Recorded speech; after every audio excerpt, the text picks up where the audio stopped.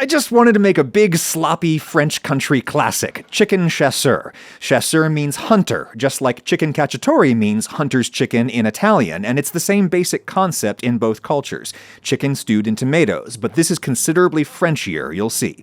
You can buy chicken pieces, but I'm starting with a whole chicken, in part because lately I have been grabbing these two big hunks of fat at the opening of the cavity and throwing them in the pan to render for my cooking fat. You can just use oil if you want. Moderate heat under that fat so that it doesn't burn while I chop up a pint of mushrooms, normal white button mushrooms, super cheap. You can slice them, but I think quarters taste more substantial. Carrot is not super common in this dish, but I want one and I have it, so yeah. In those go to start cooking in these schmaltz. If ever there was a time to use shallot instead of onion, it's now. It's just the French pan sauce way. They're so fine that they tend to burn, so I'm not going to put them in until the mushrooms are about done. One thing I like about dropping in the fat hunks is that they keep on rendering as you cook. It's time-release fat. As the mushrooms absorb it, the chunks melt out even more. All right, shallots in, and I'll turn the heat down so that I can break down my chicken. I usually start by cutting the skin between the breast and leg quarters, and then I dislocate the thigh joints so that I can find them and cut through them more easily. That's generally how I break apart chicken pieces. It's a good method if you don't have a ton of skill with the knife. Stir that. The dish is usually served bone-in, but I really like skin-on, boneless pieces for dishes like this, so I'm just shearing the breasts off of the carcass. If you cut a breast in two pieces, it helps to cut about 2/3 up from the skinny end. Those are now equally sized pieces. I do want to debone my thighs. Underside of the thigh, cut along the bone, and then get in there with a smaller knife and just dig it out. Not that hard if you don't care about it being pretty. You can bone out legs, but I don't feel like it today. Season thoroughly with salt and pepper, and the really old school thing to do is coat the chicken pieces lightly in flour. This will make it nearly impossible to get crispy skin, but it helps the chicken brown, it thickens the sauce, and it helps the sauce bond to the chicken. I'll push my veg to one side and slide the pan so that they're a little off the heat. Gonna need some more cooking fat, and then in the chicken goes, skin side down. You can brown it in batches, but whenever you watch an old French grandma cook a fricassee like this, her pan generally looks like that, really crowded.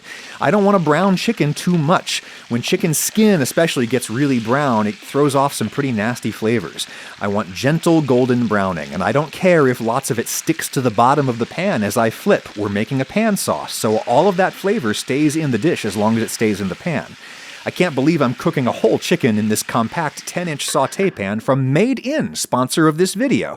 Yeah, I'm cooking with the Made In stainless clad collection, crafted by multi-generational factories and artisans in Italy, and used in the kitchens of La Bernardin, Alinea, and Ragusia's house. I like all kinds of pan materials, but I continue to think stainless steel remains the all-around winner, especially for cooking at home. So easy to clean and care for, doesn't react chemically with tomatoes, etc. Made In stainless is 5-ply with interior layers of more conductive metals to speed heating. The handles are cool, comfortable, and oven safe, though they won't stay cool in the oven, obviously. The edges are rolled, which looks nice and reduces spilling, and tons of thought goes into the geometry. I love how the sauté pan maximizes surface area, and we're using it to the max right now.